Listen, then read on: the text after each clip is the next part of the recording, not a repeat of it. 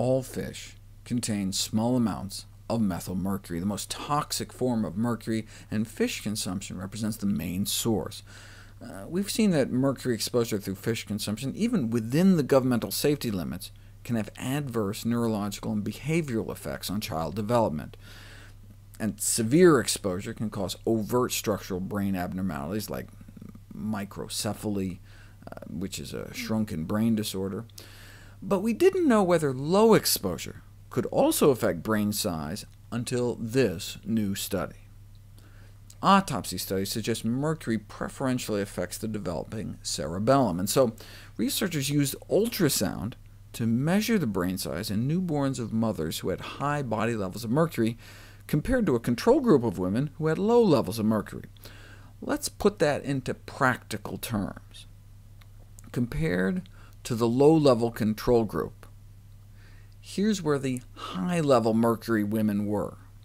Now, how much canned tuna consumption is that equivalent to? Here's what your body mercury burden is if you eat 1 serving of canned tuna a day, about half a can. Here's what 2 cans a week will do to you, and this is just 1 can a week. So the bodies of the women suffering high mercury contamination in the ultrasound brain study were considered heavily contaminated, but even just a little canned tuna once in a while could bump your levels even higher. So the high really wasn't that high, but still, what did they find?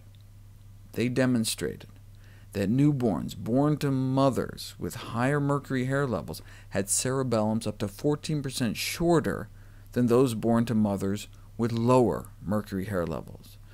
They conclude that prenatal exposure to what may be considered really low levels of methylmercury does indeed influence fetal brain development, as detected by decreased size of a newborn's brain.